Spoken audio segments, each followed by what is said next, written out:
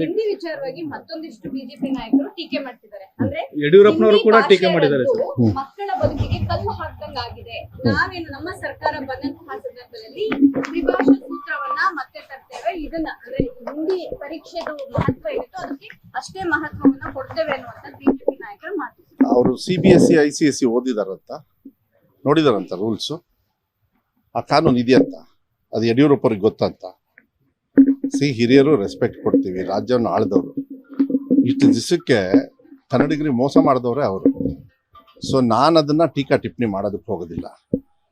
BJP and gang ಏನು ವಿಚಾರ ಅಂತ ಹೇಳಿದ್ರೆ, ಅವರಿಗೆ ಇಲ್ಲಿ ಬೆವರು ಸುರಿಸಿ ಟ್ಯಾಕ್ಸ್ ಕಲೆಕ್ಟ್ ಮಾಡ್ತಾರಲ್ಲ, ಅದ್ರ ಬಗ್ಗೆ ಧ್ವನಿ ಎತ್ತಬೇಕು ಅಂದ್ರೆ ಮಾಡೋದಿಲ್ಲ. ಹೈಯೆಸ್ಟ್ ಟ್ಯಾಕ್ಸ್ ಸೆಕೆಂಡ್ ಹೈಯೆಸ್ಟ್ ನಮ್ಮ ರಾಜ್ಯ ಕೊಡ್ತಾ ಇರೋದು. ಅದ್ರ ಜೊತೆಗೆ ಬರಗಾಲ ಬಂದಾಗ ಇವ್ರು ಯಾರು ಕೂಡ ಧ್ವನಿ ಎತ್ತಲಿಲ್ಲ.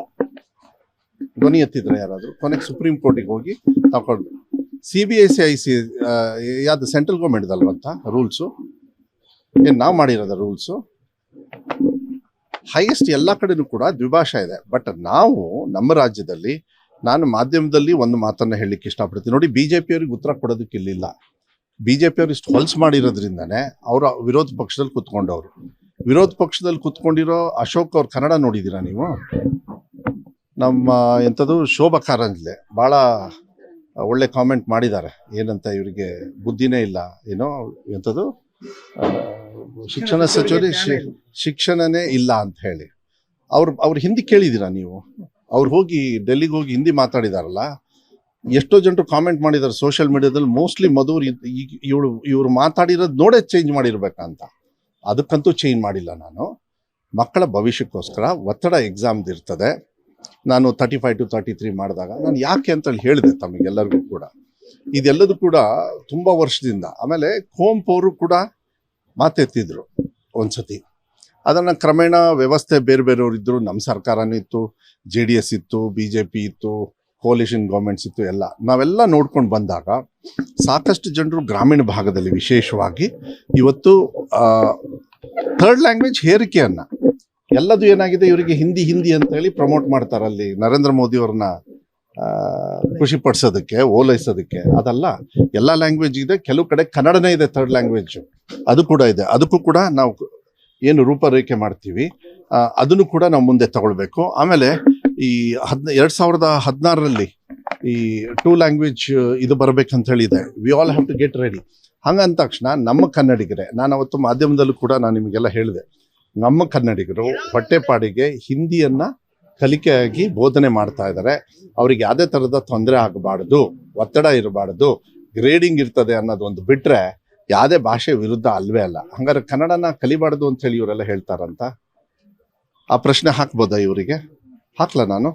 ಅದಕ್ಕೆ ನಾನು ಅದನ್ನ ಹೇಳೋದಿಲ್ಲ. ಸರ್ಕಾರ ಇದೆ, ಮಾನ್ಯ ಮುಖ್ಯಮಂತ್ರಿಗಳಿಗೂ ಕೂಡ ನಾನು ಮನವಿಯನ್ನು ಮಾಡಿದ್ದೀನಿ.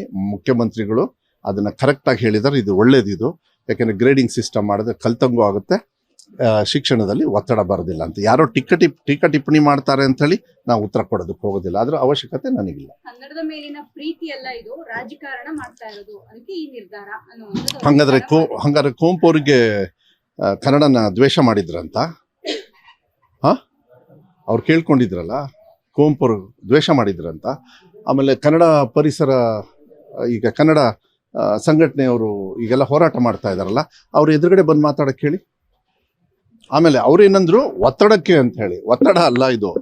ಸುಮಾರು 7-8 ತಿಂಗಳಿಂದ ಚರ್ಚೆ ಮಾಡಿ ಎಲ್ಲದನ್ನು ಕೂಡ ತೀರ್ಮಾನ ಮಾಡಿ, ಅಸೆಂಬ್ಲಿ ಸೆಷನ್ ಆಗಲಿ, ಅಸೆಂಬ್ಲಿ ಸೆಷನ್ ಆದಮೇಲೆ ಈ ತೀರ್ಮಾನವನ್ನು ತಗೊಳ್ಳೋಣ ಅಂತೇಳಿ ನಾವು ತಗೊಂಡಿರ್ತಾರಂತ. ನೋಡಿ, ಟೀಕಾ ಟಿಪ್ಪಣಿ ಮಾಡೋರು ಇದ್ದೇ ಇರ್ತಾರೆ.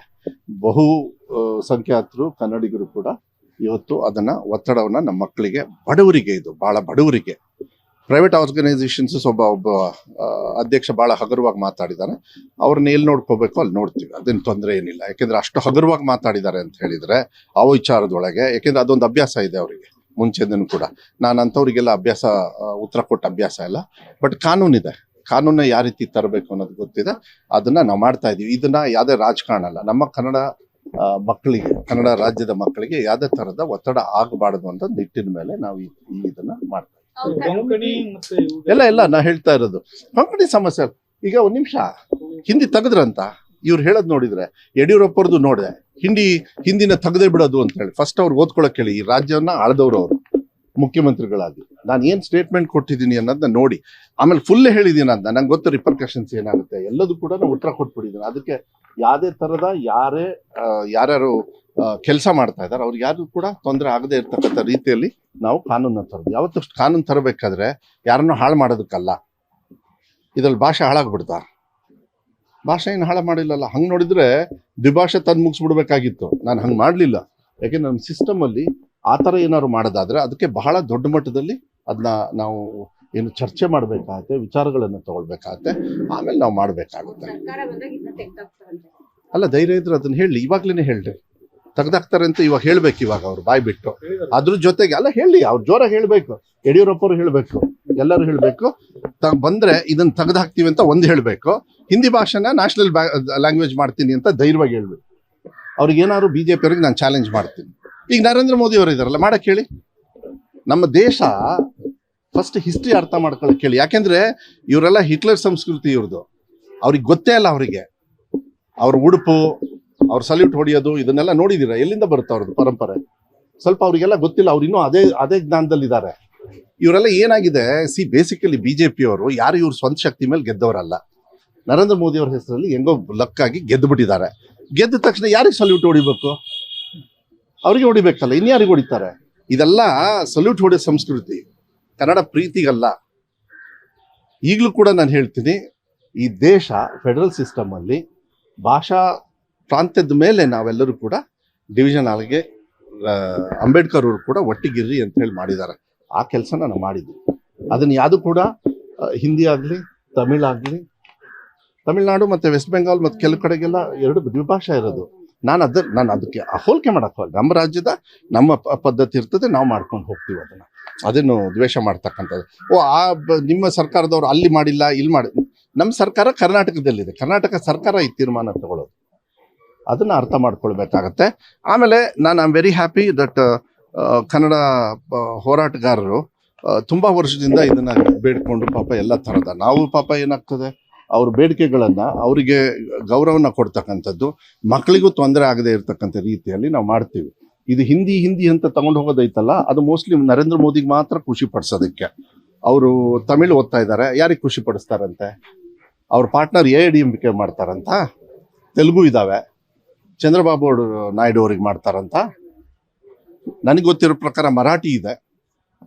ಬೇರೆ ಹೋರಾಟಗಳು ಒಂದು ಕಡೆ ಇದ್ರೂ ಕೂಡ ನಾವು ಗೌರವ ಕೊಡೋದನ್ನ ಕೊಡ್ತಾ ಇದ್ದೀವಿ. ನೀವು ಕೊಂಕಣಿ ಅಂದ್ರಿ, ಎಲ್ಲ ಆಯ್ತು. ಈಗ ಬ್ಯಾರಿಸ್ ಅಂತ ಕೂಡ ನಿಗಮ ಮಾಡಿದ್ದಾರೆ. ಅವರು ಕೂಡ ಬಂದು ಹೇಳಿದ್ರು ನಮಗಿದು ಪ್ರಾತಿನಿಧ್ಯನ ಕೊಡಿ. ಅವ್ರ ಭಾಗದಲ್ಲಿ ಕೊಡೋದು ಅದು ಯಾವ ರೀತಿ ಪರವಾಗಿಲ್ಲ, ಬಟ್ ಅದರಿಂದ ಮಕ್ಕಳಿಗೆ ಕಲಿಕೆಗೆ ಒತ್ತಡ ಆಗಬಾರ್ದು. ಅದು ನನ್ನ ವಿಚಾರ ಇತ್ತು. ಮಾನ್ಯ ಮುಖ್ಯಮಂತ್ರಿಗಳ ಮನವರಿಕೆ ಮಾಡಿ ನಾವು ತೀರ್ಮಾನವನ್ನ ತಗೊಂಡಿದ್ದೀವಿ.